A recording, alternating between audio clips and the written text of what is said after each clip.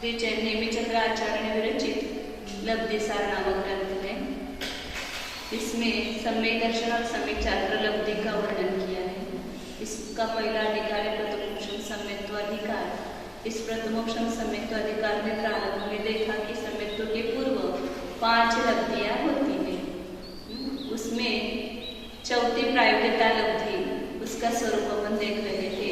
तो उस प्रायोगिकता लब्धि में मतलब जो प्रथमोक्षम सम्यक्त्व के सन्मुख जीव है, उस प्रथमोक्षम सम्यक्त्व के सन्मुख जीव को कितनी प्रकृतियों का बंध होता है, कितनी स्थिति का बंध होता है, कितने अनुभाग का बंध होता है, कितने प्रदेशों का बंध होता है, चारों प्रकार से वर्णन किया। 71 या 72 जो प्रकृतियां हैं, जहाँ प्रकृतियां योग्य है उतनी प्रकृतियों का बंध होता है। अंतःकोडाकुड़ी सागर का बंध होता है और अप्रशस्त प्रकृति के द्विस्थानीय अनुभाग का बंध होता है, प्रशस्त प्रकृति के चतुस्थानीय अनुभाग का बंध होता है। और उसमें प्रदेशों का भी वर्णन किया कि 19 प्रकृतियों का अनुत्कृष्ट या उत्कृष्ट बंध होता है, प्रदेश बंध, और बाकी 61 प्रकृतियों का अजन्य अनुत्कृष्ट प्रदेश बंध होता है। उसमें उदय की अपेक्षा से भी 4 प्रकार होते हैं कि कितनी प्रकृतियों का उदय होता है। तो उसमें 4 गति के अनुसार देखा था, 54, 55 या 56 प्रकृति नरक गति में, तिरंजी गति में 55, 56, 57 या 56, 57, 58, मनुष्य गति में भी 55, 56, 57 और देवगति में 54, 55, 56 प्रकृतियों का उदय होता है। और इन प्रकृतियों की एक स्थिति का ही उदय होता है, एक समय में एक स्थिति के निश्चय के उदय में आएंगे। और उस समय अनुभाग जो है वह कैसा उदय होता है, द्विस्थानीय और चतुस्थानीय। अप्रशस्त प्रकृति का द्विस्थानीय और प्रशस्त प्रकृति का चतुस्थानीय अनुभाग उदय होता है। और प्रदेश उदय अजगण्य और अनुत्कृष्ट प्रदेशों का उदय होता है, मतलब सबसे कम भी उदय नहीं होता, सबसे ज्यादा उदय भी नहीं होता है। इस प्रकार यहाँ 4 प्रकार का बंध, 4 प्रकार का उदय कहा।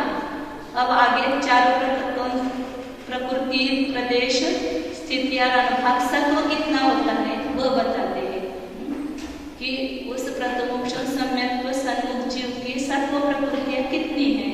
यह गाथा नंबर 31 में बता रहे हैं। आगे गाथा नंबर 31 पान नंबर 46 है इसमें मराठी में। द्वितीय आउदित हार चौकुना सम्मगेन हीणावा विसेनु नावाविय सौवे पड़ी हवे सत्तम। बंध कम प्रकृतियों का होता है और उदय भी कम प्रकृतियों का होता है, लेकिन सत्ता में तो सब बांध करके हम अलग अलग समय में अलग अलग प्रकृतियों को बांधते हैं। तो सत्ता में श्लोक में तो सभी प्रकृति अपने पास होती है, सभी मतलब उसमें से कम क्या है वो बता रहे हैं यहाँ पर। तो कुल प्रकृतियां कितनी हैं, 148, 8 कर्मों की 148 प्रकृति है। उसमें हमेशा के लिए एक नियम है कि 4 आयु का सत्व किसी भी जीव को नहीं होगा, क्योंकि एक तो एक विद्यमान आयु का उदय रहता है तो उसका सत्व रहेगा, और आयु आगे की बांधनी है तो उसका सत्व रहेगा। तो कम से कम और ज्यादा से ज्यादा, कम से कम एक आयु का, ज्यादा से ज्यादा 2 आयु का ही एक जीव के पास सत्व रहेगा। एक जीव के पास 4 आयु का सत्व नहीं होगा, क्योंकि एक ही आयु बांधता है भाव में, अनेक आयु तो बांधता नहीं है। इसलिए 2 आयु हमेशा किसी के भी सत्ता में नहीं रहेगी। तो 148 के 148 का सत्व किसी को नहीं रहेगा, तो ज्यादा से ज्यादा कितना रहेगा, 146 का सत्व रह सकता है एक जीव। लेकिन वो भी कौन सा होगा, जिसने आरब्य का तीर्थंकर का बंध किया हो तो उसको 140 का सत्व रहेगा। लेकिन तीर्थंकर का बंध करने वाला और आरब्य का बंध करने वाला कौन है, ऊपर गुण स्थान करती है। इसलिए वो सब चर्चा कर्मकांड में आई हुई है कि कितने कितने सत्व स्थान है, कितना सत्व रहता है। यहाँ तो केवल अपने को यहाँ देखना है कि जो प्रथमोक्षम सम्यक्त्व सन्मुख जीव है उसको कितनी प्रकृतियों का सत्व रहता है। तो यह जीव मिथ्या दृष्टि है नियम से। तो इसमें 2 प्रकार के जीव होंगे, पहले देखा था अनादि मिथ्या दृष्टि या साध्य मिथ्या दृष्टि।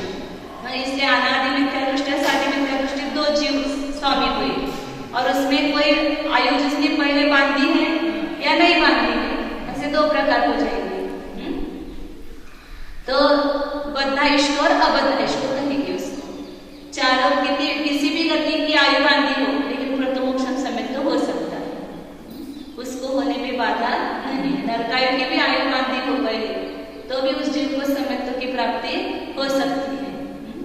इसलिए अब अलग अलग जीवों की अपेक्षा से सबको देखना पड़ेगा। तो उसमें और जो जीव बोर्ड पर ही देख जल्दी समझ में।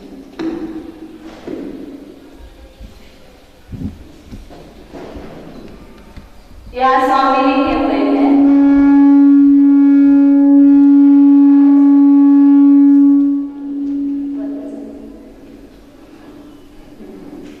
तो अनादि मिथ्या दृष्टि जीव मतलब जिसने अभी समेतों को प्राप्त नहीं किया है वह अनादि मिथ्या दृष्टि जीव। वह यदि बद्धाइष्ट है तो उसने आयु बांधी, तो एक तो जो अनादि मिथ्या दृष्टि जीव है उसने कभी तीर्थंकर का बंध किया नहीं होगा और आहार का भी बंध नहीं किया है, तो इसे आहार चतुष्ट कहेंगे। यहाँ पर एक तीर्थंकर मतलब दो आयु बद्धाइष्ट है तो दो आयु का संबंध उसके पास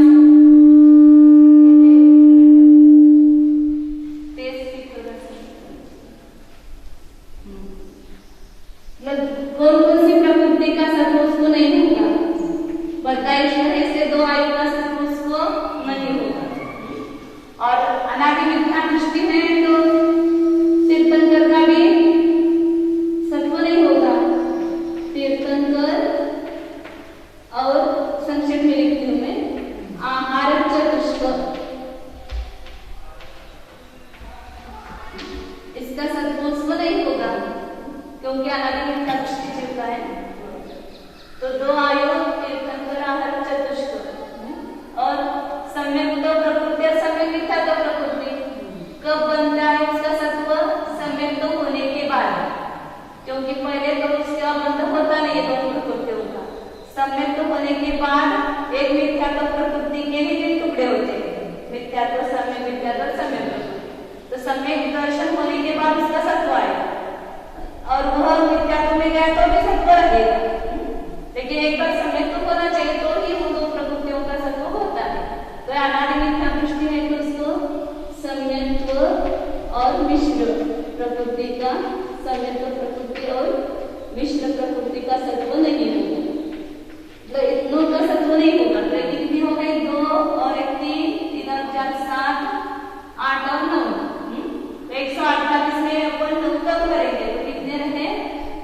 सत्ता में 148 माइनस 9 तो 139 रहे।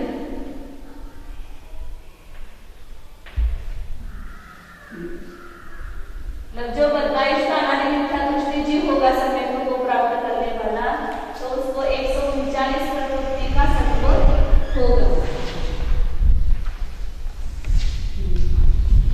अब यदि अबद्धाइष्ट है मतलब उसने आयु नहीं बांधी है तो उसकी कितनी सत्ता रहेगी? तो और एक आयु का सत्व कम होगा, मतलब 3 आयु का सत्व नहीं होगा उसको, एक बुद्धिमान आयु का ही केवल सत्व रहेगा। तो यहाँ 3 आयु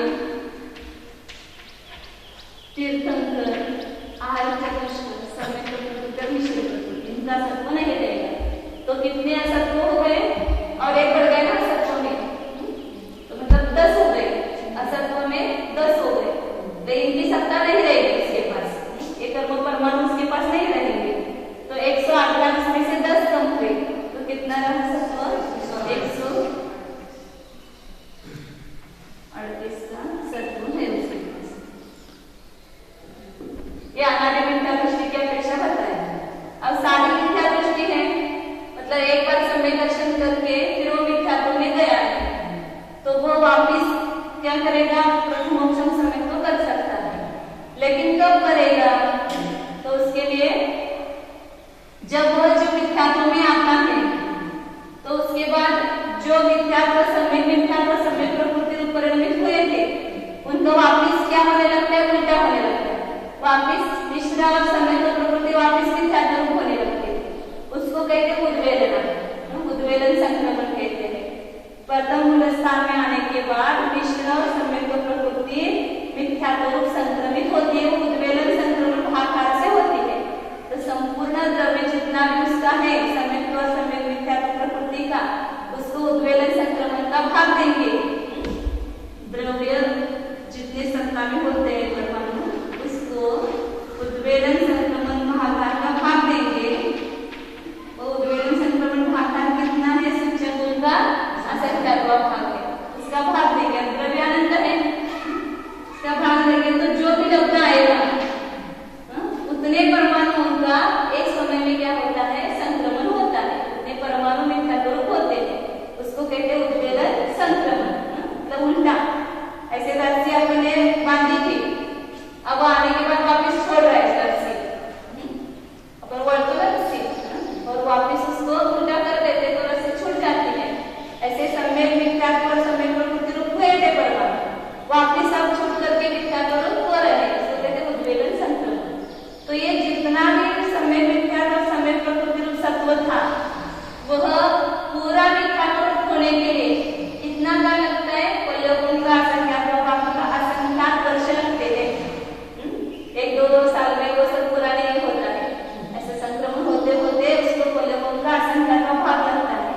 और किसी जीव ने आहार चतुष्क का भी पहले बंद किया है मुनि होकर के, वापिस पहले मिथ्यात्व पुनस्तान में आता है तो उसकी भी उद्वेलना होती है आहार चतुष्क की, वो भी सब संक्रमित हो जाता है, औपचारिक शरीर रूप होकर संक्रमित हो जाता है। तो यह जो सम्यक दर्शन प्राप्त करके मिथ्यात्व में आने के बाद यह आहार चतुष्क और सम्यक मिथ्यात्व सम्यक प्रकृति की उद्वेलना एक साथ प्रारंभ करता है। वो ऑटोमेटिक सब होता है, वो जो कुछ मालूम नहीं पड़ता है, सब कर्म में हो रहा है परिणामों के निमित्त से। लेकिन उसको काल कितना लगता है, प्रलोभन का असंख्यात्मक भाग का लगता है। फिर यह जीव प्रथमोक्षम समेत होने के लिए कितने काल के बाद योग्य होता है, तुरंत मिथ्यात्व आने के बाद वापिस प्रथमोक्षम समेत को प्राप्त नहीं हो सकता है। वह प्रलोभन का असंख्यात्मक भाग बीत जाने के बाद, उसको कहते हैं वेदक काल बीतने के बाद। जैसे ये यहाँ जो सम्यक में से मिथ्यात्व में आया, मिथ्यात्व में गया, अब मिथ्यात्व में जाने के बाद प्रलोभन का असंख्यात्मक भाग काल उसको कहते हैं उद्वेलन। इसका आहार की उद्वेलना काल है, उसको ही उद्वेलन काल, उसको ही कहते हैं वेदक काल। नाम क्या इसका, वेदक काल। मतलब इस काल में इस जीव को सम्यक तो हो सकता है, लेकिन कौन सा, इतने काल में समझो एक कुछ अपन प्रलोभन का असंख्यात्मक भाग 50 साल माने, इस 50 साल के भीतर वो यदि सम्यक हुआ तो वेदक सम्यक नहीं होगा, प्रथमोक्षम सम्यक दृष्टि नहीं होगा, शोक्षम सम्यक दृष्टि होगा। तो उसके लिए उसको कुछ करना नहीं पड़ता है, 2 ही करने पड़ते हैं, अधकरण और अपूर्वकरण। और सम्यक प्रकृति का सत्व है तो उसका उदय आता है। तो इसको कहते हैं वेदक काल। इतने काल के भीतर इसको प्रथमोक्षम सम्यक की प्राप्ति नहीं होती। आहार की जब तक उद्वेलना पूरी नहीं होती है तब तक उसको प्रथमोक्षम सम्यक की प्राप्ति नहीं हो सकती है। तो यह काल कितना है, अर्थ संदृष्टि में संक्षेप में ऐसा लिखते हैं, पल्य, एक माने पल्य और ये भागीले असंख्यात का चिन्ह है। तो पल्यों का असंख्यात का भाग इतना काल बीतने के बाद ही वह फिर प्रथमोक्षम सम्यक प्राप्त करने के लिए योग्य होता है। फिर यहाँ आगे वह सम्यक, यहाँ से तो प्रारंभ हुआ है आहार की उद्वेलना भी और सम्यक मिथ्यात्व सम्यक प्रकृति की उद्वेलना भी प्रारंभ हुई है, लेकिन यहाँ तक चारों की उद्वेलना उसकी भी कर रहे थे, या पूरे हो गए आहार की, मतलब पूरे उसके परमाणु सत्ता से नष्ट हो गए। इसलिए कभी भी सारी विद्या दृष्टि जो प्रथमोक्षम सम्यक को करने के सम्मुख होगा उसका आहार चतुष्क का सत्व पाया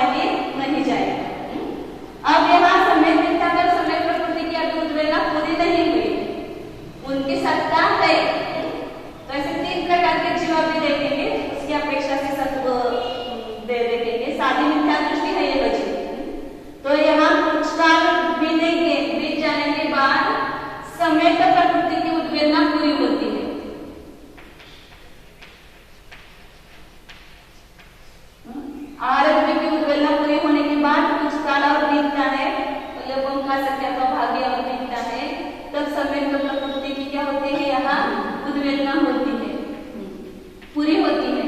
मतलब अब इस जीव को संवेद प्रकृति का सत्व आगे नहीं रहेगा, केवल एक संवेद मिथ्यात्व का सत्व रहेगा। फिर आगे जा करके और उतने काल के बाद वह मिश्र प्रकृति की भी उद्वेलना कर देता है। तो यह जीव सारी मिथ्या दृष्टि जीव यहाँ से कहीं पर भी प्रथमोक्षम संवेद को प्राप्त कर सकता है। तो यदि वह यहाँ पर संवेद को प्राप्त करेगा तो उसको संवेद और संवेद मिथ्या तो दोनों का सत्व है। अब संवेद प्रकृति की उद्वेलना के बाद संवेद को प्राप्त करेगा तो संवेद का उसको सत्व नहीं रहेगा, उसको कहते हैं संवेद प्रकृति उद्वेलित, जिसकी उद्वेलना हो गया ऐसा जीव। और फिर यहाँ किया तो केवल मिश्र प्रकृति का सत्व रहेगा। अब ये भी काल बीत गया, यहाँ मिश्र प्रकृति की भी उद्वेलना पूरी हो गई। मतलब संख्यात्मक शायुष वाले जीव के एक भाव में वापिस प्रथमोक्षम संवेद को नहीं हो सकता। एक बार प्रथमोक्षम संवेद को हो गया तो वापिस प्रथमोक्षम संवेद को देव में जाने के बाद या और किसी आदि में जाने के बाद वहां हो सकता है, पल्लवों का संख्यात्मक काल बीतने के बाद। नारद में 7 वर्ष की आयु है तो एक भाव में आने के बाद प्रथमोक्षम संवेद को हो सकता है, क्योंकि एक साल में 10 पड़े पल्ले हैं तो उसमें पल्ले का असंख्यात भाग तो कितने बार बीत जाएगा, तो असंख्यात बार हो सकता है प्रथमोक्षम संवेद को। तो यहाँ मिश्र प्रकृति की उद्वेलना हुई, फिर वह आगे गया जीव। तो यहाँ मिश्र प्रकृति की उद्वेलना होने के बाद दोनों का सत्व नहीं रहा, संवेद का भी नहीं रहा और मिश्र का भी नहीं रहा। तो 3 प्रकार के जीव हो गए जो प्रथमोक्षम संवेद के सम्मुख है, जिनको दोनों की सत्ता है। यहाँ से यहाँ तक जीव दोनों की सत्ता वाला है। फिर यहाँ से आगे संवेद प्रकृति की उद्वेलना हो गई, इसलिए संवेद प्रकृति का सत्व उसको नहीं रहेगा।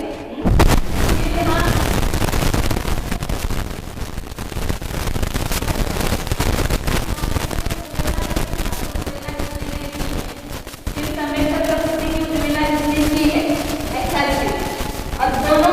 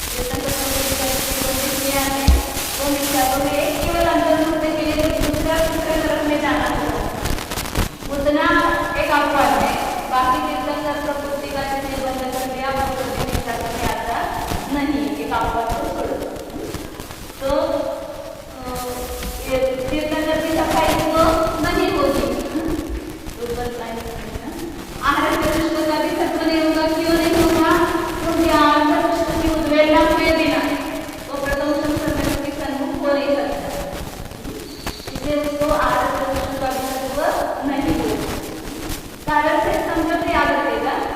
फिर यहाँ पे उसने समय पर मिश्र की उद्वेलता उसने नहीं की है, तो दोनों का तत्व उसके पास है, तो इसका तत्व नहीं होगा। तो कितने सत्ता हो गए? केवल 2 आयु, 1 तीर्थंकर और 4 आहार। कितनी सत्ता है? 4 1 5 और 2 7।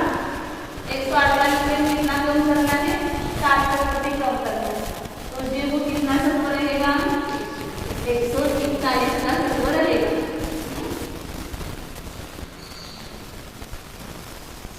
अब दूसरा जीव है जिसने समय पर प्रकृति की उद्वेलना पूरी की या इधर से पार हो गया, तो उसका और एक समय की प्रकृति का तत्व कम हो गया, इसलिए तत्व में और एक बढ़ेगा, तो सत्ता में एक बढ़ेगा, कम होगा। सत्ता में से कम होगा, तत्व में बढ़ेगा। तो कितनी होगी इसको सत्ता? मतलब ये 2 आयु, तीर्थंकर, आहार चतुष्क,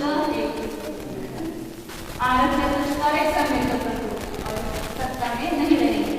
तो सत्ता में एक कम हो गया, 140 का तत्व हो गया। 8 प्रकृति का तत्व हुआ और 140 का तत्व हुआ।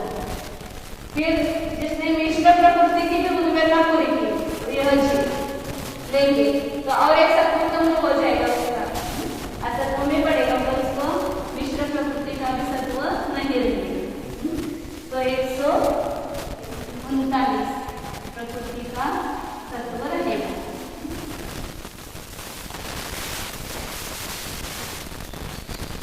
अब ये 22 को 3 की अपेक्षा से देखा।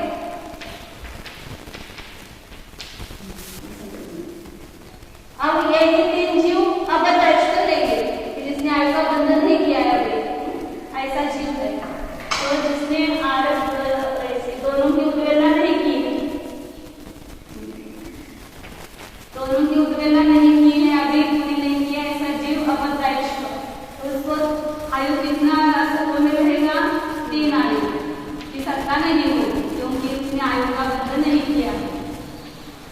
और ये सभी तीर्थंकर और आहार चतुष्क, अभी दोनों की उद्वेलना नहीं की है, इसलिए 3 आयु, 1 तीर्थंकर और आहार चतुष्क, कितने हो गए? 4 और 1 5 और 3 8 प्रकृति सत्ता में नहीं रहेगी।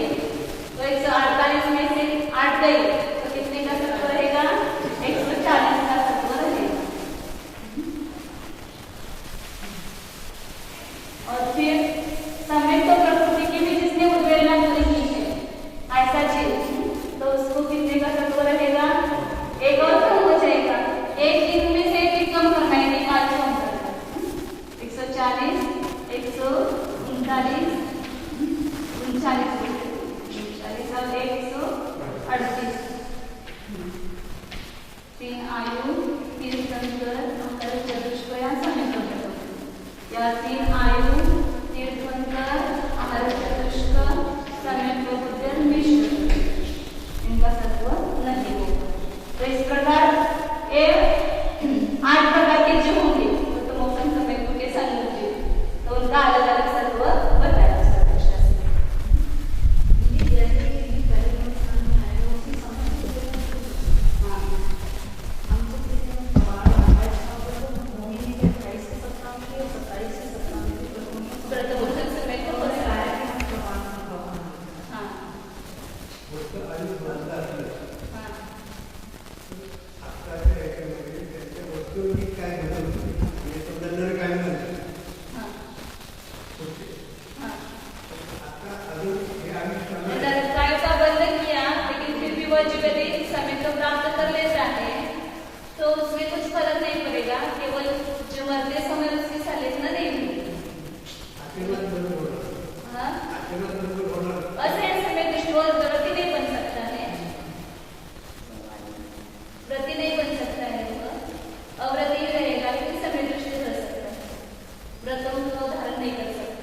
नरकायु का बंध किया है, तिरंचायु का बंध किया है, मनुष्यायु का बंध किया है। केवल एक देवायु का बंध किया है, वह जीव व्रतों को धारण कर सकता है, और 3 आयु का बंध किया है, वह जीव देश संयमी भी नहीं बन सकता, सकल संयमी भी नहीं बन सकता, लेकिन समय को प्राप्त कर सकता है।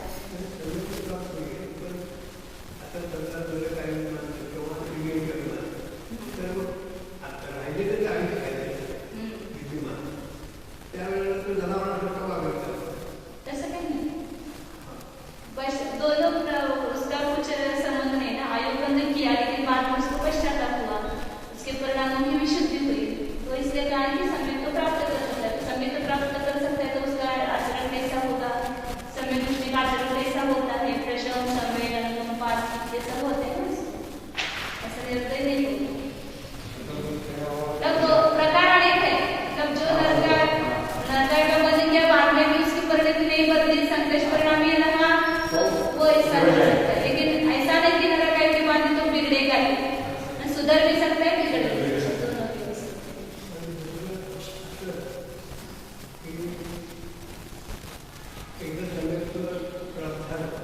हिंदी में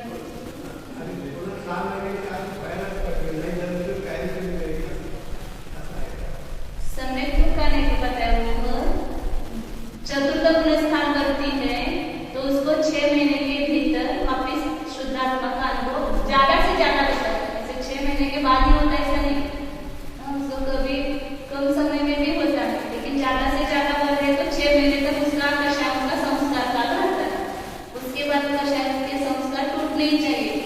जैसे किसी की बाड़ी वगैरह धारण किया है, किसी के प्रति राग आसक्ति की है, जैसे लक्ष्मण के जीव को राम ने लेकर के 6 महीने तक घुमा, तो लक्ष्मण के प्रति वो आसक्ति एक संस्कार रहा ना, तो 6 महीने के बाद तुरंत टूटा क्योंकि वो शायद समय दृष्टि था।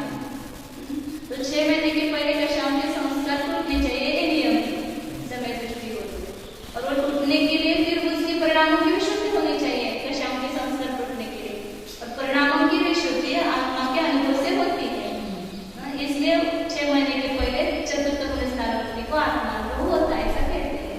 और पंचम गुण स्थान व्यक्ति को 15 दिन कषाय का संस्कार काल रहता है। 15 दिन के भीतर वो कषाय टूटना ही चाहिए। इससे जो संस्कार है, किसी के प्रति राग हो, द्वेष हो या कोई भी एक प्रकार की कषाय हो, तो उसके संस्कार 15 दिन के भीतर टूटते हैं। इसलिए उसको 15 दिन के पहले आत्मानुभव होना चाहिए। और मुनि राज्य में अंतर्मुक्त का वासना करेगा, अंतर्मुक्त में आत्मानुभव करते हैं। छठे साल में पुनस्कार में सुनते हैं, तो अंतर्मुक्त में उनको आत्मानुभव होता है।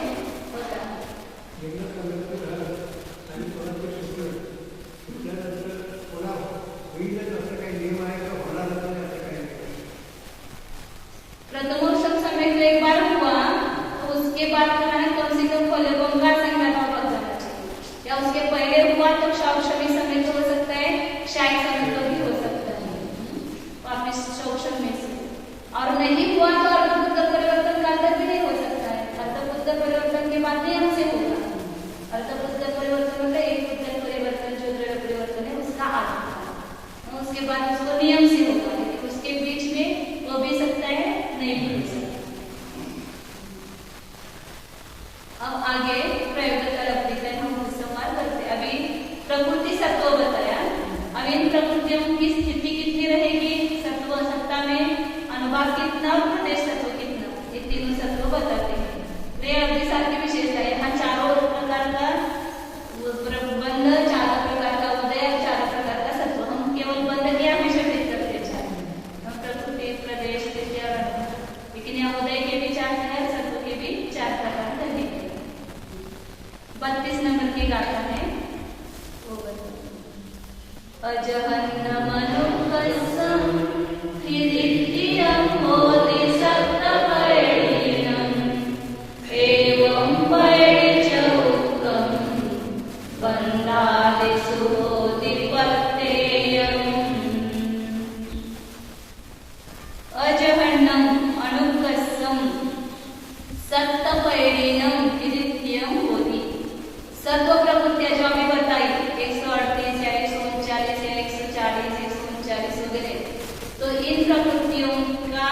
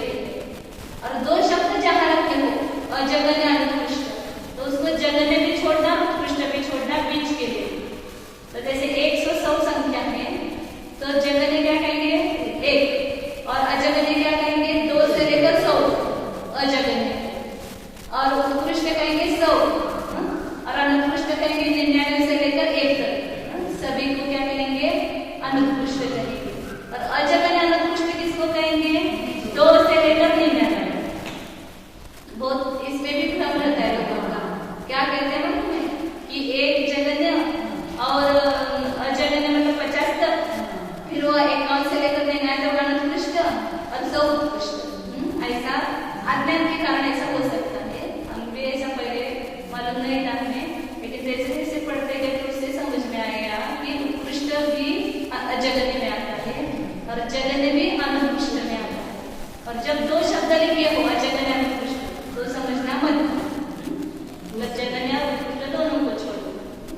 इसलिए अजगन्य अनुत्कृष्ट मतलब मध्यम भेद लेना।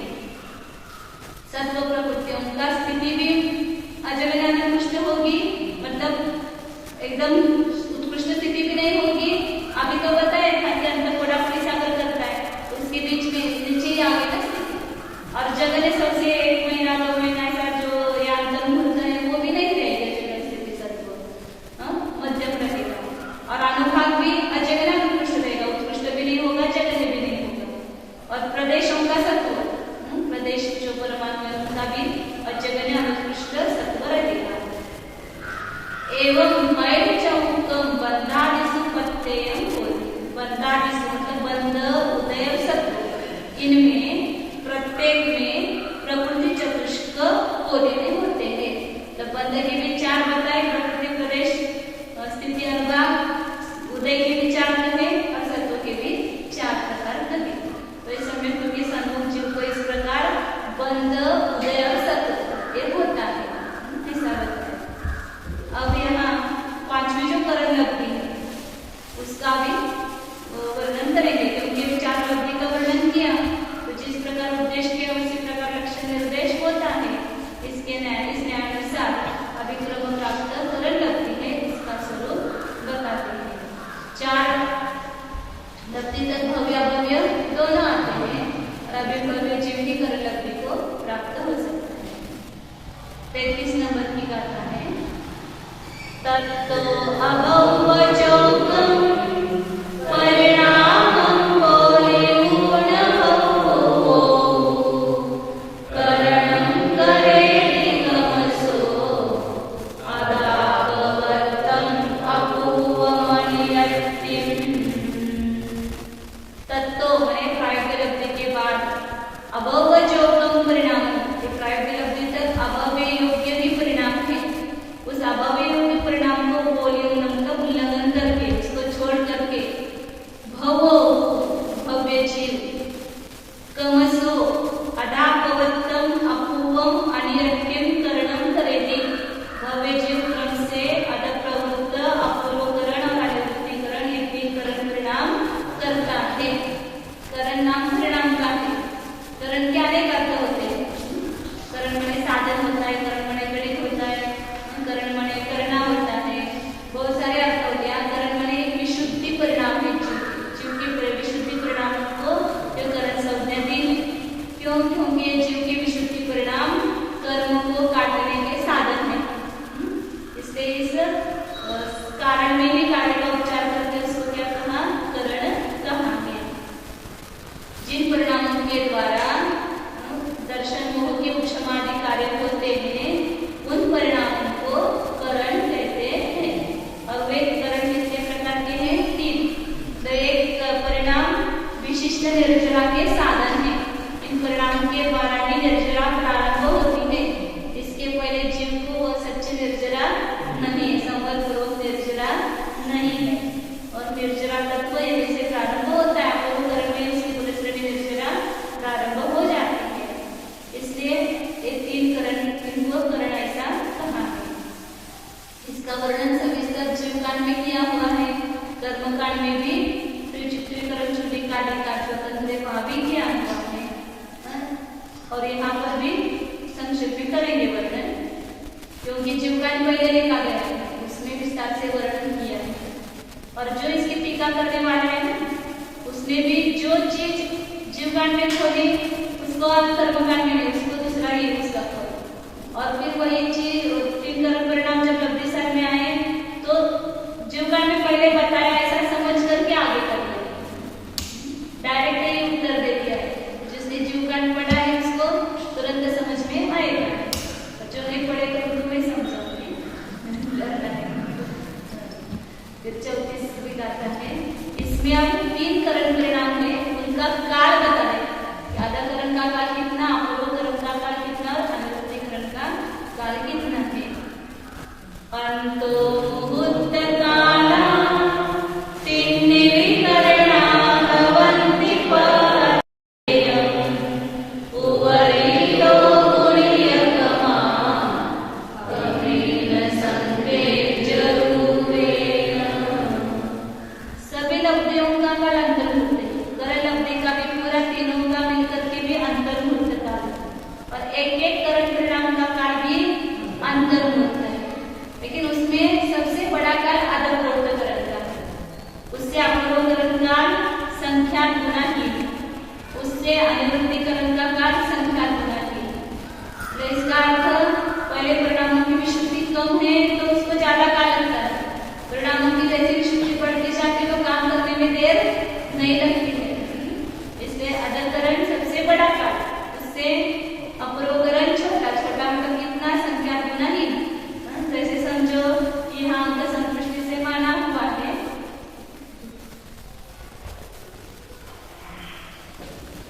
अंक संतुष्टि से माना हुआ काल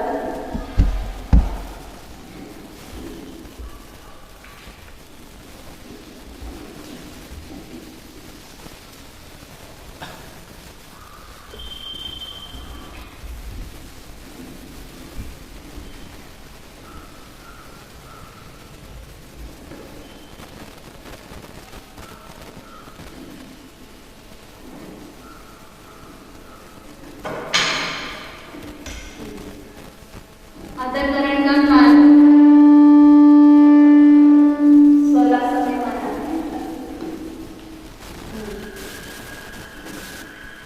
सबसे बड़ा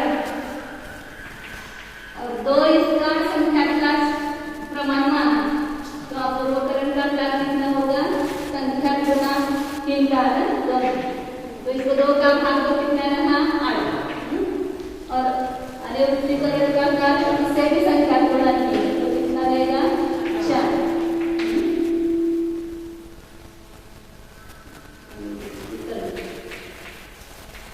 अब इसको अपन यहाँ संदृष्टि के माध्यम से सबको बताया है। तो 2 यहाँ अवली की संदृष्टि मानी हुई है, थोड़ी सी सरल है, ज्यादा कठिन नहीं, आप एक बार समझेंगे तो थोड़ा थोड़ा समझ में आएगा। तो 2 ये अवली की संदृष्टि मानी और संख्या का अवली मतलब अंतर्मुहूर्त होता है, 1 अवली 2 अवली 3 अवली 4 अवली, संख्या 10 100 1000 जितनी भी अवलियां हैं उन सबको अंतर्मुहूर्त कहते हैं। तो इसके आगे संख्या का चिन्ह ऐसा रहना है, ये संख्या का चिन्ह ऐसा समझना जहाँ पे आएगा ना, ये संख्या लिखी है क्योंकि संख्या भी बहुत बड़ी है। अपन तो कितने करोड़ अब्ज क्या उतने तक गिनेंगे, लेकिन संख्या आप देखेंगे अवस्था कुंड महाशला का कुंड शला का कुंड इस रूप से देखेंगे तो बहुत बड़ी है संख्या भी। तो कितने अपन ऐसे केवल आंख की तिनकी लगाते हैं तो उतने भी संख्या बहुत आवड़ी हो जाती है, इतना छोटा काल है बहुत सारा। तो यहाँ आधाकरण का काल कितना है, अंतर्मुहूर्त है, तो अंतर्मुहूर्त हो गए, संख्या का मतलब अंतर्मुहूर्त।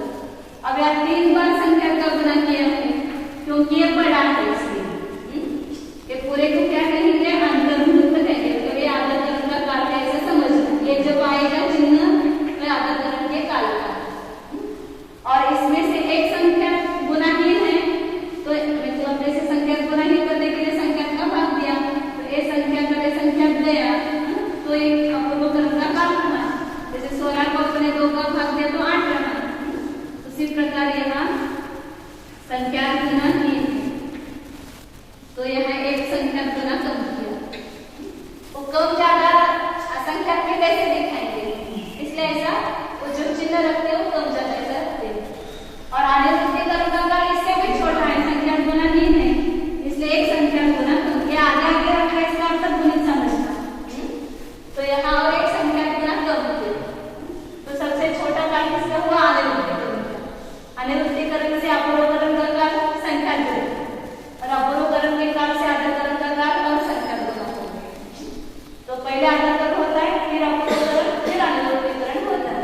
तो उसके काल का अनुभव वो बताया, इसका काल छोटा है, इसका काल बड़ा है। तो जब भी संख्या का साइन है, हम क्या संख्या समझो, फिर संख्या का जो होगी वह समझना। छोटा बड़ा दिखाने के लिए 2 बार 3 बार ऐसा पूरा करते हैं। अब एक में एक तीनों मिलकर एक में भी आ सकते हैं ना। भाग आर में भी ऐसे करेंगे, छोटा बड़ा करने के लिए ज्यादा बार भागेंगे और तो भागा करने के लिए कम बार।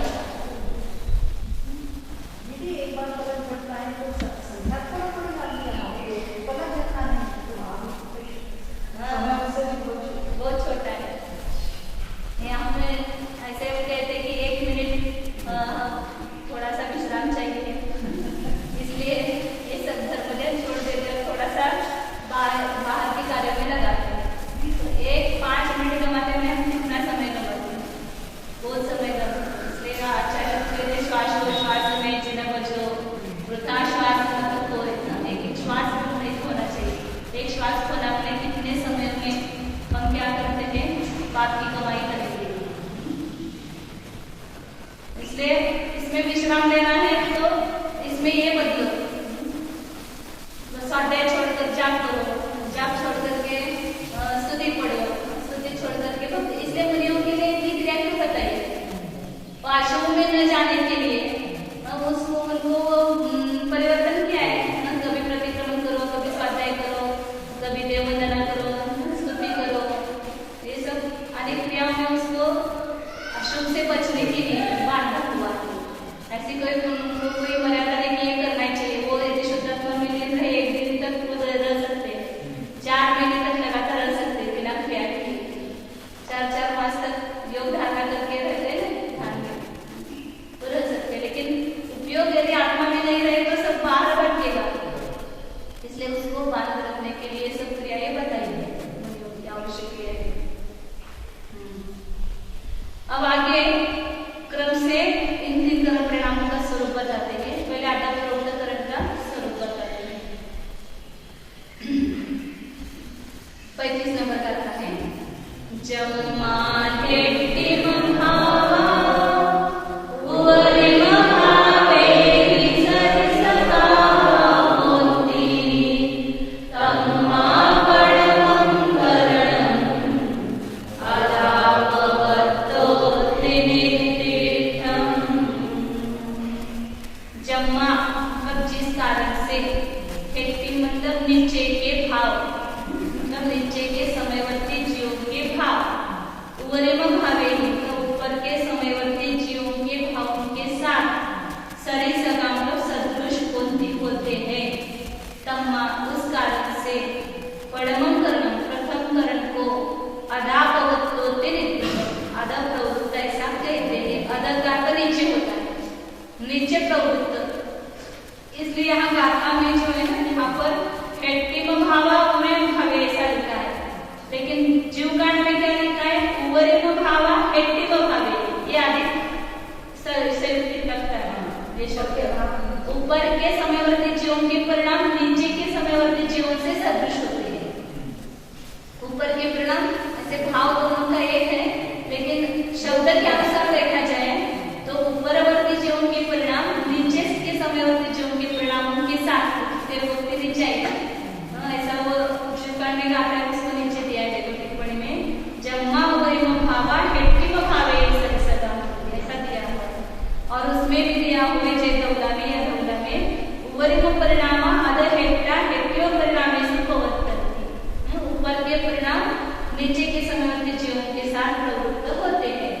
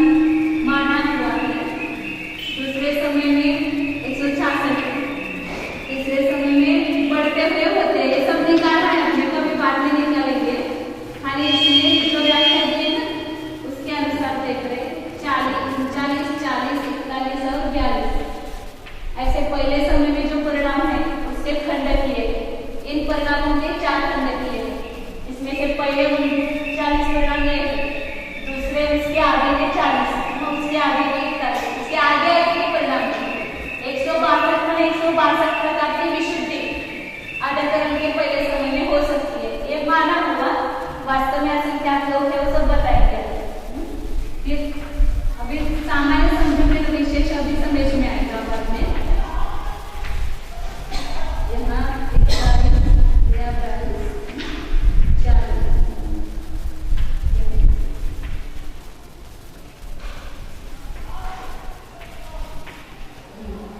अभी समझो कि ये 4 समय है आधाकरण के, पहला समय, दूसरा समय, तीसरा समय और चौथा समय। तो यहाँ पहले समय के दूसरे खंड में कितने परिणाम है? 40 है। और दूसरे समय के पहले खंड में भी कितने परिणाम है? 40 है। तो ये दोनों संख्या भी समान है और इसकी जो विशुद्धि है, परिणामों की जो विशुद्धता की क्वालिटी है वो भी समान है, वही 40 है। वो अभी और समझ में आएगा बाद में, सामान्य समझो। यहाँ 41 है, यहाँ भी 41 है और यहाँ भी 41 है। तो ये पहला समय है, दूसरा समय है, तीसरा समय। तो तीसरे समयवर्ती जीव के परिणाम दूसरे और पहले समयवर्ती जीव के समान है। तो ये दोनों तीनों की संख्या भी समान है, विशुद्धि भी समान है। ऐसे ही ये 42, 42, 42 और 42 ये चारों संख्या का पुंज भी समान है, नहीं कुल संख्या परिणाम वो भी समान है और उसकी विशुद्धता भी समान है। इसलिए संख्या विशुद्धि की अपेक्षा से ऊपर के समयवर्ती जीवों के परिणाम नीचे के समयवर्ती जीवों के समान होते हैं, उसको अधाकरण कहते हैं। अभी इसका भी डिटेल समझ में आएगा बाद में जब देखेंगे जब।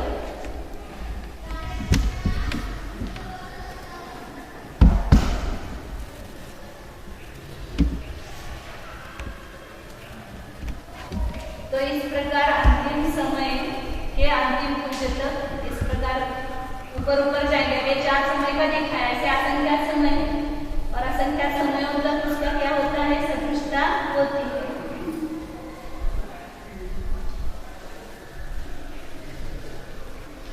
अब आगे अपूर्वकरण और अणुवृत्तीकरण का स्वरूप बताते हैं। अधाकरण का सामान्य स्वरूप बताया। अधाकरण क्यों कहते हैं? क्योंकि ऊपर के परिणाम नीचे के परिणामों के साथ सदृश होते हैं। अब अपूर्वकरण और अणुवृत्तीकरण का स्वरूप बताते हैं। समय समय भिन्ना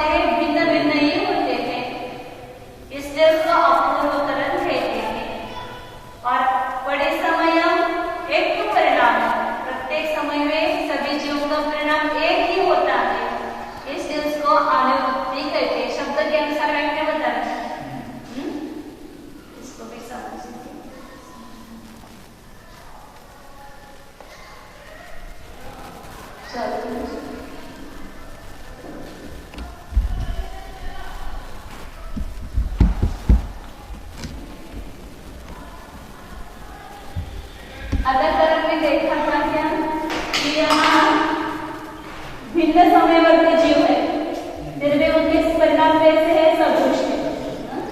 और एक समयवर्ती जीव के परिणाम भी सदृश और विसदृश दोनों हो सकते हैं और भिन्न समयवर्ती जीव के परिणाम सदृश भी और विसदृश दोनों हो सकते हैं। मतलब जैसे किसी जीव को यहाँ 40 का हुआ, किसी जीव को यहाँ 40 का हुआ, दोनों के समान हुए। समझो किसी जीव को ये 40 में से बीच का कोई परिणाम हुआ और इसको दूसरा हुआ, ऐसा दोनों हो सकता है। तो यहाँ मुख्यतः क्या है कि ऊपर के समयवर्ती जीव के परिणाम नीचे के समयवर्ती जीव के साथ सदृश है, मतलब भिन्न समय में भी सदृशता है। लेकिन अपूर्वकरण में क्या होगा कि प्रत्येक समय के जीवों के परिणाम भिन्न भिन्न ही होंगे। आगे आगे के अपूर्व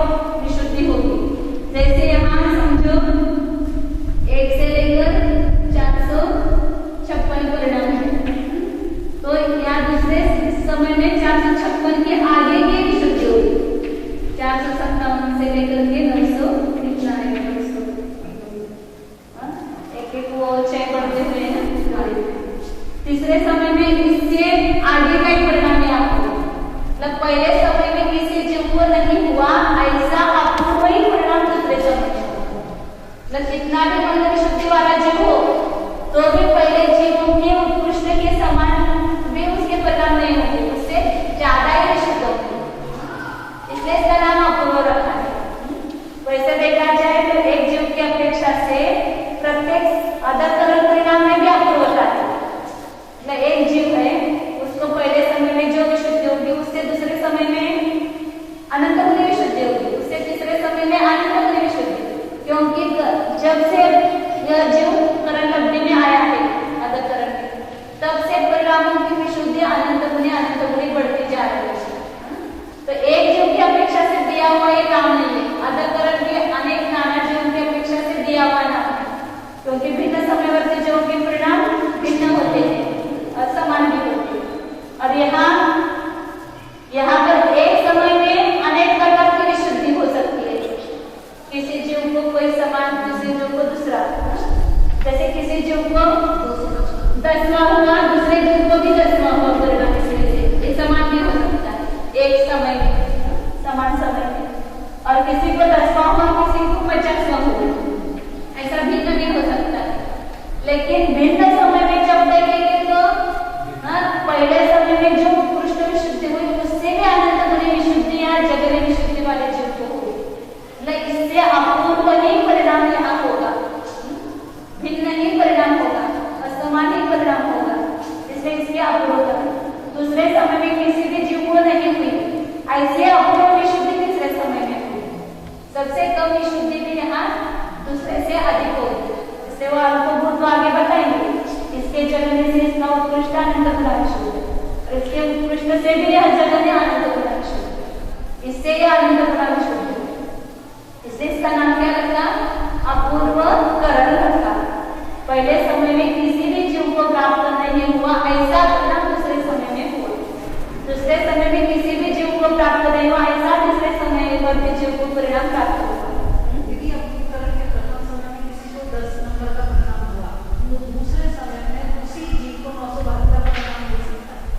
मतलब उससे ज्यादा विशुद्धि हो सकती है, लेकिन 912 तो इतना नहीं होगा, जैसे बीच होती हाँ, अनेक प्रकार के जीवन है, कोई पहले से चौथे में जा रहा है, कोई पहले से 5वें में जा रहा है, कोई पहले से 7वें में जा रहा है, तो उसके अनुसार वो विशुद्धि के परिणाम बनेंगे। हम भी सोचे थे 10 से 912 या 912 यह तीसरे समय में 900 में आती है, मतलब इसके उत्कृष्ट विशुद्धि से भी आगे की जगन विशुद्धि अनंत गुनी, इसलिए इसका नाम क्या दिया, अपूर्व करण। प्रत्येक समय में अपूर्व परिणाम होते हैं, नाना जीवों की अपेक्षा, एक जीव की अपेक्षा नहीं। और अनिवृत्तिकरण इसका बताया, इसको अनिवृत्ति क्यों कहते हैं, तो निवृत्ति का अर्थ होता है भेद, निवृत्ति का अर्थ भेद, जहां परिणामों में भेद नहीं है उसको कहते हैं अनिवृत्ति। जैसे यहाँ बताया ना, किसी को 10वां होगा और किसी को 50वां होगा, ऐसा यहाँ नहीं होगा। जितने भी जो अनिवृत्तिकरण के पहले समय में आएंगे उनको समान ही परिणाम होगा, सबको एक ही परिणाम होगा, समान विशुद्धि होगी सबकी अनिवृत्तिकरण में। उसके बाद ही वेश अलग हो, उसका वर्ण अलग हो, उपयोग अलग हो, वय अलग हो, आयु अलग हो, लेकिन परिणाम की जो विशुद्धि की ये है लेवल है वो समान होगी सब। इसलिए अनिवृत्तिकरण में एक समय में एक ही परिणाम होता है, या एक समय में असंख्यात लोक परिणाम है अधकरण में। अपूर्वकरण में भी एक समय में असंख्यात लोक प्रमाण परिणाम है, लेकिन अनिवृत्तिकरण में एक ही परिणाम, एक समय में नाना जीवों की अपेक्षा भूतकाल में जो हुए हैं उनका अभी वर्तमान काल में हो रहे हैं या भविष्य काल में अनिवृत्तिकरण के पहले समय में जाएंगे उनको यही विशुद्धि होगी।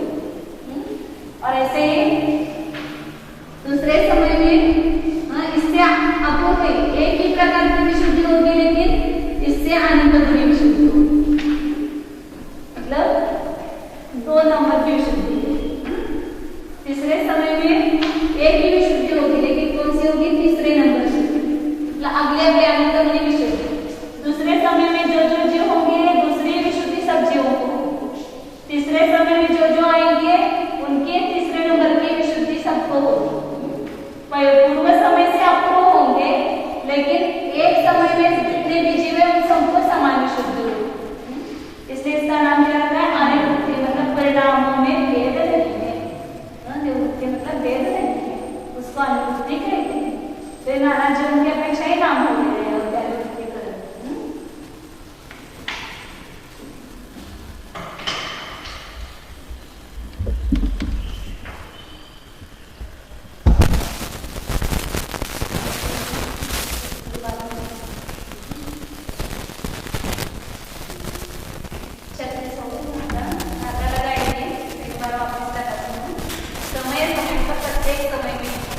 भिन्ना भाव, भिन्न परिणाम होते हैं नाना जीवों की अपेक्षा, इसलिए अपूर्वकरण कहते हैं। और तहंचे उसी प्रकार बड़े समय में एक ही परिणाम, प्रत्येक समय में एक ही परिणाम है नाना जीवों का, तीनों काल में होने वाले नाना जीवों का, उस समय में गए हुए जीवों का एक ही परिणाम है, इसलिए उसको अनिवृत्ति कहते हैं। इस प्रकार तीनों करणों का स्वरूप बताया, उसका उत्पत्ति निरुक्ति अर्थ बताया। तीन करण परिणामों का सामान्य स्वरूप बताया, उसके शब्द के अनुसार, नाम के अनुसार बताया। अभी उसका विशेष लक्षण यहाँ बताते हैं। पहले आता प्रकरण का विशेष लक्षण बताते हैं। गाथा नंबर 37 है। गुण सेड़ी गुण संगम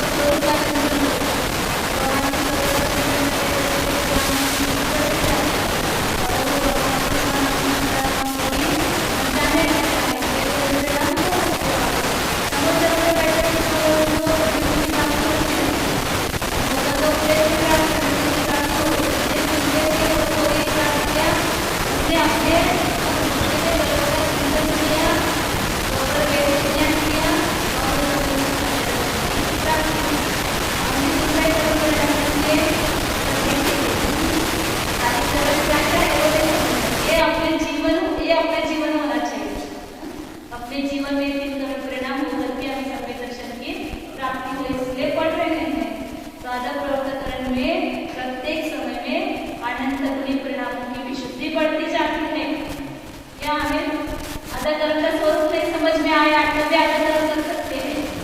ऐसा नहीं कि सब समझ में आना चाहिए, नहीं आ रहा है समझ में, वो नहीं आया समझ में, नहीं आने तो आप परिणाम विशुद्धि पढ़ो, अपने आप सब होने वाला है। ये तो अपने उपयोग को स्थिर रखने के लिए हमें पढ़ना है। उपयोग हमारा इधर उधर भटकता है, आश्रम में जाता है, उससे हम कैसे बचे? तो जैसा विशेष जानेंगे हमारे वेद विज्ञान कैसा विशेष होगा। इसलिए अपने उपयोग को सावधान रखने के लिए पढ़ना है। ऐसा नहीं कि पढ़े नहीं तो हमें होगा ही नहीं, ऐसा भी नहीं। लेकिन इससे अपने को महिमा आएगी। जितना अपन डिटेल समझेंगे उतनी ज्यादा परिणाम ऐसे होते हैं, इसकी महिमा बढ़ती जाएगी। इसलिए पढ़ना है। तो कोई जो पढ़ना भी नहीं जानता है, लिखना भी नहीं जानता है, फिर भी सम्यक दर्शन प्राप्त कर सकता है। शिव बुद्धि का उदाहरण तो हमेशा देते ही है। कुछ भी नहीं याद रखता तो भी वो मोक्ष चले गए। परिणाम की विशुद्धि कितने लेवल की होगी, कार्य अपने आप होगा। इसलिए ऐसा प्रमाण भी नहीं करना है, क्योंकि समझना नहीं, समझ करके क्या लाभ। ऐसा प्रमाण भी नहीं होना चाहिए अपने जीवन में, और ये भी नहीं होना चाहिए कि उसका एक अहंकार भी नहीं होना चाहिए कि हम इतना शास्त्र पढ़ते हैं, इतना जाने बिना होगा ही नहीं, ऐसा भी नहीं होना चाहिए। ज्ञान का एकांत नहीं चाहिए और क्रिया का भी एकांत नहीं चाहिए। तो यहाँ और क्या कार्य होता है वो बता रहे।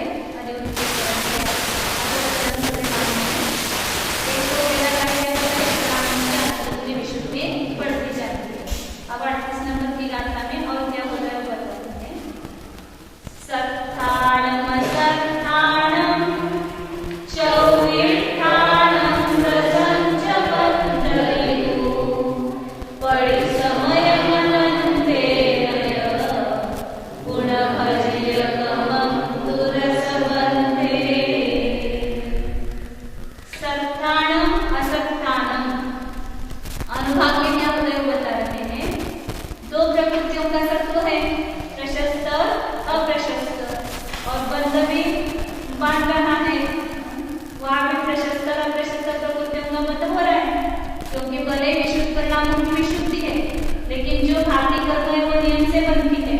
परिणामों की विशुद्धि हुई, आप 10वें गुण स्थान पर ज्ञानावृत दर्शनावरण इनका बंध तो होता रहता है। तो उन अप्रशस्त प्रकृतियों का बंध जो होगा वह तो द्विस्थानीय होगा। इसलिए क्रम से लगाना है। सत्ताणम चौठाणम संबंधति, असत्ताणम द्विठाणम संबंधति। प्रशस्त प्रकृतियों के चतुस्थानीय अनुभाग का बंध होता है।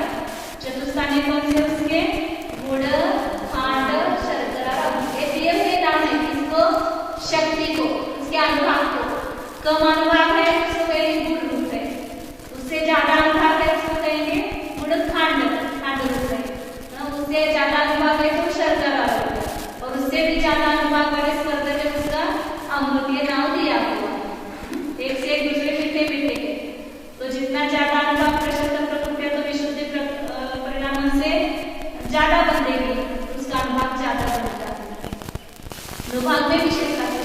लोगों को लगता है कि परिणामों की विशुद्धि होने पर भी यदि प्रकृतियों का बंध होता है तो फिर क्या लाभ? तो उसके अनुभाग में अंतर आता है।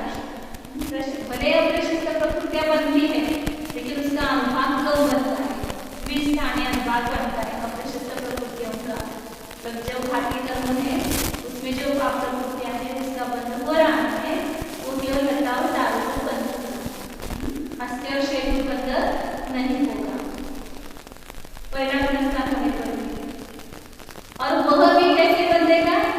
परिसमयम अनंतेन गुणतमं भजितम।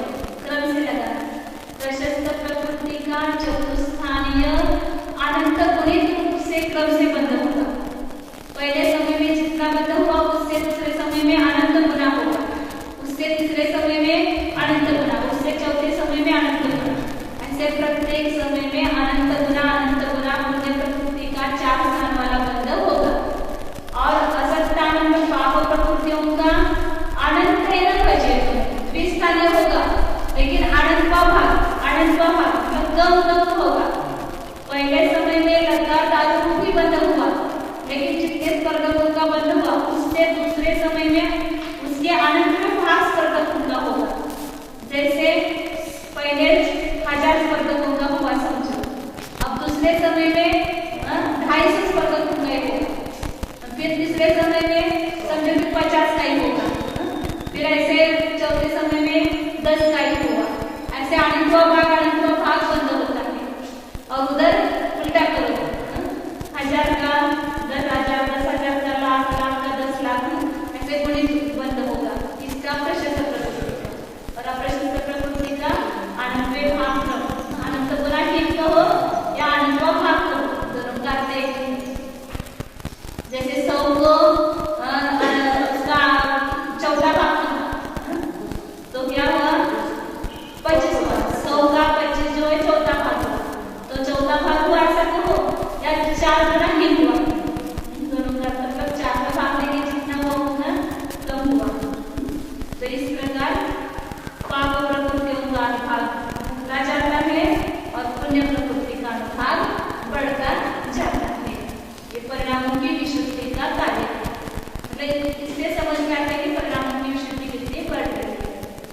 ये दो आवश्यक हुए। पहले अनंत गुणी विशुद्धि हुई, पाप प्रकृतियों का घटता हुआ अनुभाग, अनंत गुना घटता हुआ, और तीसरा होता है पुण्य प्रकृति का अनंत गुना बढ़ता हुआ।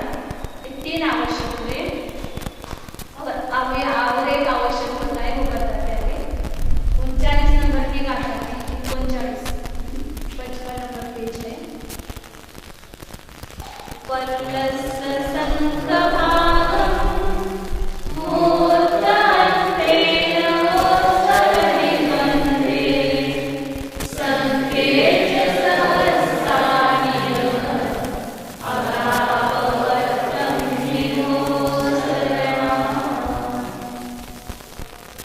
कल प्रायोगिकता लब्ध में दिखाया था स्थिति बंधास्त्र कि पहले समय में जितनी स्थिति बांधता है लगातार समान स्थिति अंतर्मुक्त काल तक बांधता है, फिर अंतर्मुक्त काल बीत जाने पर उसमें कम बांधता है।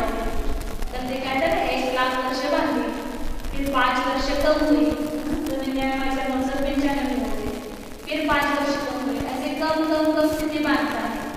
तो यहाँ जितनी अदाकरण के पहले समय में स्थिति बांधेगा उतनी अंतर्मुक्त काल तक समान बांधेगा।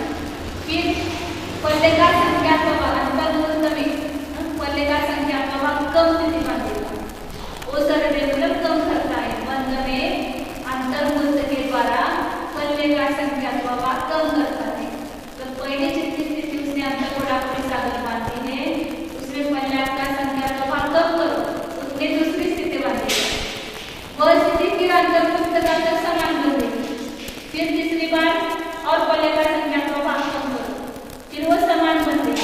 ऐसे एक अंतर्मुक्त काल तक समान स्थिति बनती है, इसलिए उस अंतर्मुक्त काल को कहते हैं स्थिति बंधाक्षरण काल या स्थिति बंध काल, दोनों भी कह सकते हैं। हाँ, स्थिति बंध काल मतलब जैसे 99,000 स्थिति बांधी तो 4 समय तक 99,000 ही बांधी, तो एक पूरा स्थिति बंध काल 4 समय का एक स्थिति बंध काल। फिर वापस कब हुई 99,995 हो गई, तो उस समय कम हो गई, तो वो दूसरा स्थिति बंधाक्षरण चालू हो गया, वहाँ दूसरा स्थिति बंध काल चालू हो गया।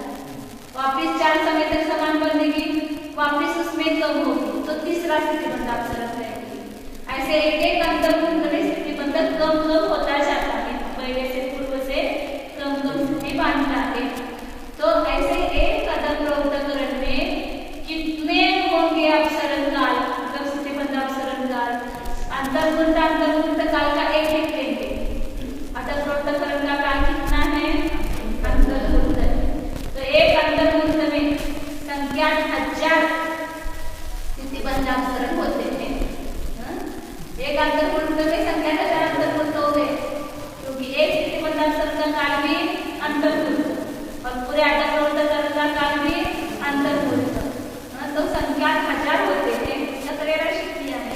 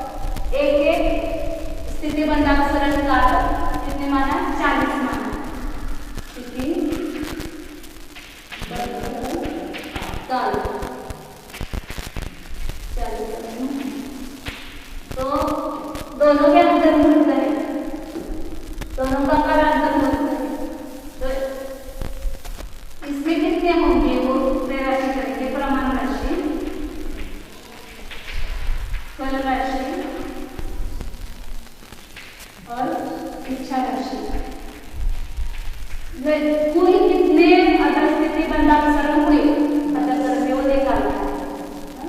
तो 40 समयों में एक स्थिति बंधन हुआ, एक स्थिति बंधापसरण हुआ, तो 400 समयों में कितने स्थिति बंधापसरण होंगे? ऐसा गणित करते 10 रुपए में एक काम आया तो 100 रुपए में कितने आम आएंगे? ऐसे 40 समय में एक स्थिति बंधापसरण हुआ तो 400 समय में कितने होंगे? तो इसका विधान क्या है? राशि का फल को इच्छा से गुना करो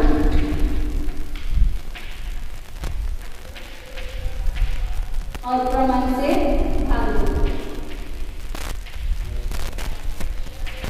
तो लब्धा आएगा जब उसने स्थिति बंधापसरण हो।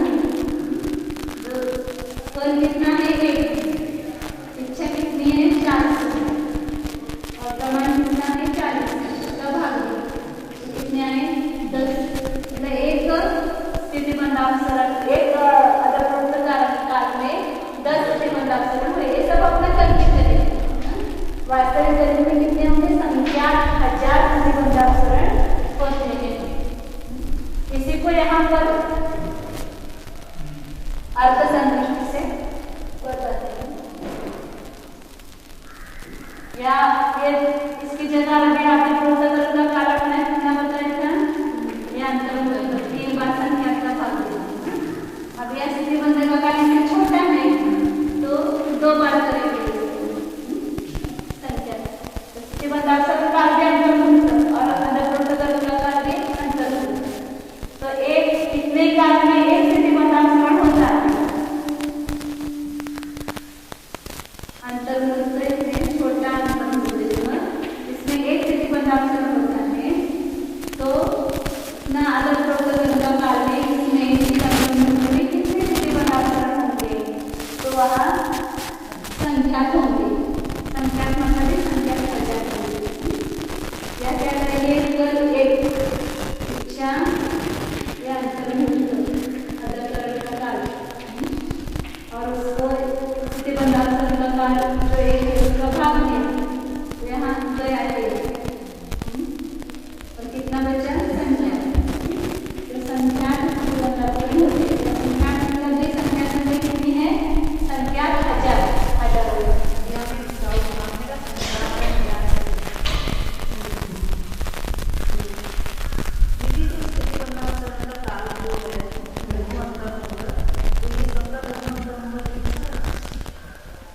सब स्थिति बंधापसरण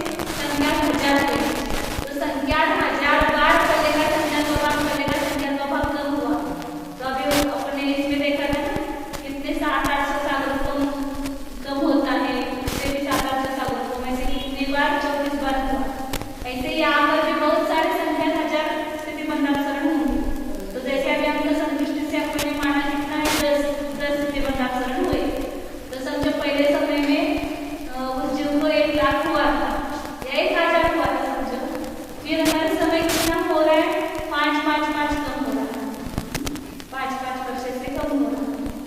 तो 10 बदलाव में कितना कम हो जाएगा, 50 कम हो जाएगा। तो कितना कम हुआ, 50 गुना ही। या फिर तो 2 तक शुरू जा रहे हैं और फिर वास्तविक इसमें जो देखेंगे तो संख्या गुना ही कम होगा। तो जैसे 1000 है तो 250 होगा, ऐसे वो अपन ने वो पुस्तक ऐसा लिया है, कम निबंधन का लिया और बहुत सारे 10 ही लिया, जैसे समझो 100 हो गए उसके, तो कितने हो गए कम, उसके बहुत सारे कम है ना। ऐसा बड़ा उदाहरण ले लेंगे, समझो कि 1000 निबंधन है और 5 5 5 कम होता है और ऐसे कितने हो गए, समझो उसके 75 हो गए। हर बार 10 कम हो रहा है और कितने हो गए, 75, तो 750 कम हो गए ना, तो 250 बचे। ऐसा उदाहरण लेना चाहिए। तो यहाँ दिखाया मैंने कितना प्रतिबंध करता है वह पहले समय में अंतःकोडावली सागर, क्योंकि यहाँ जब से प्राइवेट तरफ में आया है तब से अंतःकोडावली सागर का ही बंध होता है। और ये आगे प्रकरण में तो ये कितना प्रतिबंध है, अंतःकोडावली पूर्व से कम हो रहा है। अब लास्ट समय में भी अंतःकोडावली सागर ही होगा, लेकिन पहले समय में जो अंतःकोडावली सागर हुआ है उससे अब अंतिम समय में संख्या गुना 3 होगा। जैसे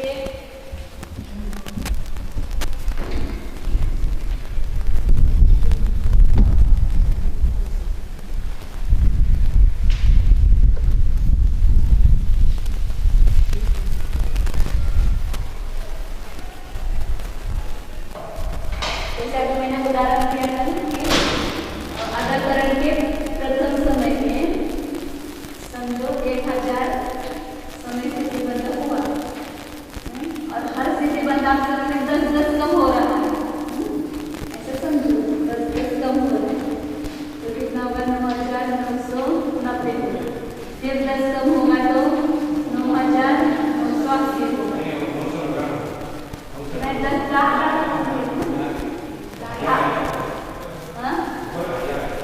वो 1000 है, 1000 में 10 कम हुए तो 9990 लगे, उसमें 10 कम हुआ तो 9000 में वो 10,000 फिर 10 कम हुए तो कितना होगा, 970। हर प्रतिबंध अक्षर में 10 कम हो रहा है, उसमें कम ज्यादा करेंगे समझने के लिए। ऐसे कितने हो गए प्रतिबंध अक्षर, 750 हो गए समझो। 750 बाद 10 कम हो गए तो 750 गुणित 10 75 हो गए, 75 हो गए तो कितना कम होगा, 750 कम।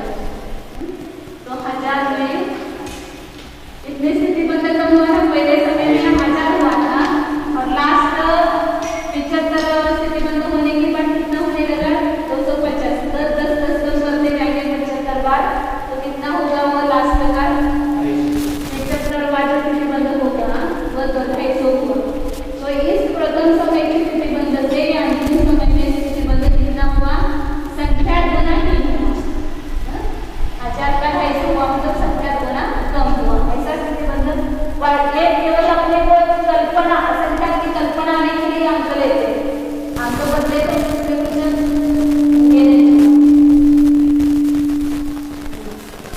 ऐसे वो वास्तविक दलील में दिखाया है कि उसके अंतःकोडावली सागर की संख्या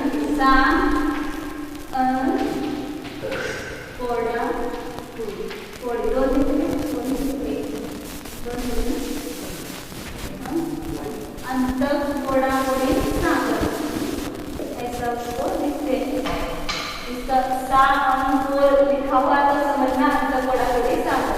तो यह भी अंतःकोडावली सागर है लेकिन बड़ा है और यह अंतःकोडावली सागर छोटा है, तो इससे कितना है, संख्या गुना ही है। तो संख्या की संतुष्टि 4 का अंक माना और इसको क्या लिया, 4 से भाग दिया। जैसे अब ये 1000 को 75 का भाग दिया तो कितना आएगा, 250 आएगा।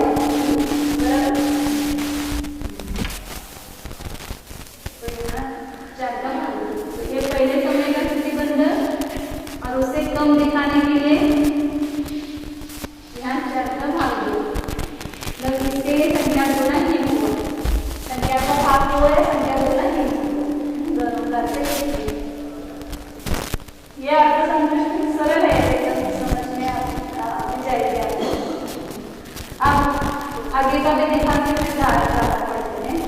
अब 3 प्रकार के जीव है यहाँ, तो तमोक्षम समय को प्राप्त करने वाले 3 प्रकार के जीव है। एक पहले से चौथे में जा रहा है, केवल समय को प्राप्त कर रहा है। एक सम्यक तो संयम 7 में प्राप्त कर रहा है, तो पहले से 5वें में जा रहा है। और एक जीव सम्यक और संयम सतत संयम धारण कर रहा है, मतलब मुनि है, मुनि बदल लेंगे, केवल वो भाग लेंगे, मतलब जो परिणाम है उसके वो बदल रहे हैं, जब समय के साथ वो भाव संयम को भी प्राप्त हो रहा है। ऐसा जीवन तो पहले से 7वें में जाना है। तो उन तीनों के परिणामों की विशुद्धि में अंतर बताया था ना कि पहला से चौथे में जा रहा है उसकी विशुद्धि से, पहले में 5वें में जा रहा है उसकी विशुद्धि ज्यादा है, क्योंकि वो संयम समय के साथ संयम को भी धारण कर रहा है, संयम को, और पहले से 7वें में जाने वाला उससे भी विशुद्ध है, तो उसकी और परिणामों की विशुद्धि ज्यादा है, तो उनका जो स्थिति बंधन का घात होगा वो ज्यादा होगा, इसलिए उनके इसमें स्थिति बंधन जो है उसमें अंतर पड़ेगा। तो पहले से चौथे में जाने वाला जो है उसका ये अंतःकोणापटी सागर पहले समय में हुआ, और लास्ट समय में ये हुआ। अब पहले से जो 5वें में जाने वाला उसका इसका भी संख्या का भाग बंधन होगा, मतलब इससे भी संख्या गुना की स्थिति बंधन होगा।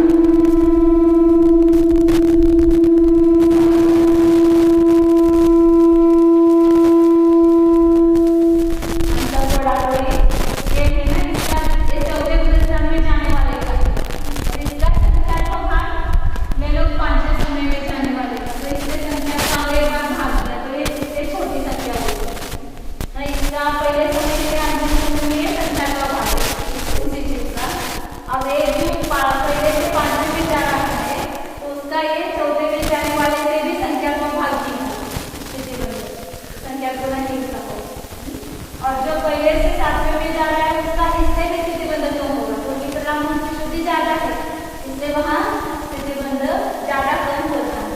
इसकी अपेक्षा ये 7वें में जाने वाला है, उनका थोड़ी सागर, उसका और एक बार 4 का भाग दो। ये पहले से 4वें में जाने वाला, ये पहले से 5वें में जाने वाला, और ये पहले से 7वें में जाने वाला। इन तीनों के स्थिति बंधन में अंतर आएगा, क्योंकि परिणामों की विशुद्धि में अंतर है। उसको उसमें जाने वाले को ज्यादा स्थिति बंधन होगा, उससे 5वें में जाने वाले को संख्या का भाग बंधन होगा, उससे 7वें में जाने वाले को और संख्या का भाग कम होगा। इस प्रकार ये अल्पबुद्ध बताया।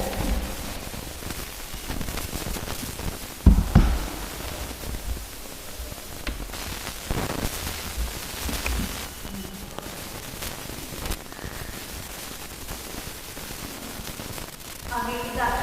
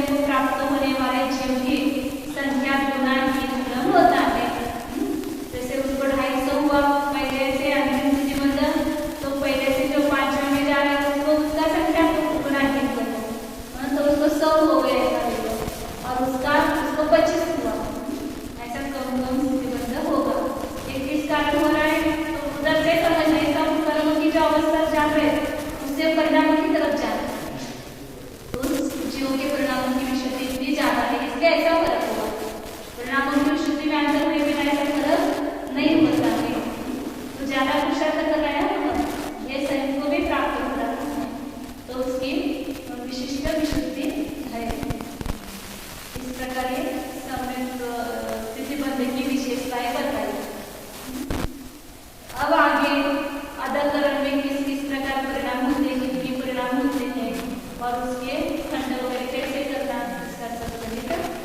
बताएंगे। ये बयालीस नंबर की गाथा का बहुत बड़ा गणित है। अपन दोपहर में इसको भी चालू करते हैं। फ्रेश माइंड से पढ़ेंगे तो बहुत ज़्यादा समझ में आएगा। तो एक बार चालू किया कि 1 घंटे में वो पूरी गाथा हो जाएगी। हाँ हाँ इसमें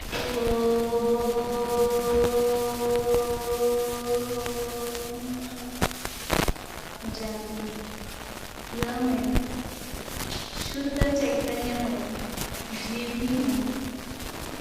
अपने असली स्वरूप को देखिए। तो बाहर से दिखाई देने वाला ये असली स्वरूप नहीं है। ये तो क्षणिक स्वांग है। इस स्वांग के भीतर असली आत्मा विद्यमान है।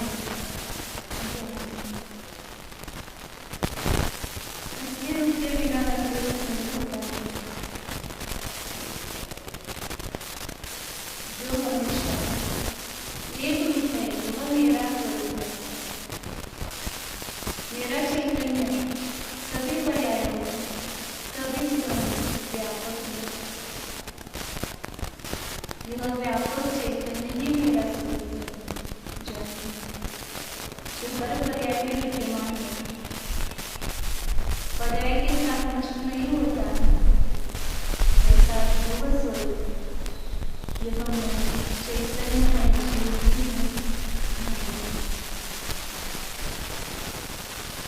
मनुष्य नहीं, स्त्री नहीं, पुरुष नहीं, सर्वदा बंधन करने वाला नहीं, मैं पर्वत की निजरा करने वाला भी नहीं। कर्मों का बंधन हो सके, कर्म की अवस्था, कर्म नहीं, मुझ में नहीं है। अपने प्रज्ञान के द्वारा इन दोनों में भेद है। दो वस्तु अलग अलग, इसको हम मुक्ति से भिन्न कर सकते हैं। कर्म, जड़, अचेतन, चेतन दोनों की सत्ता पास पास नहीं है। मैं उसमें से चैतन्य स्वरूप हूँ, कर्म स्वरूप नहीं।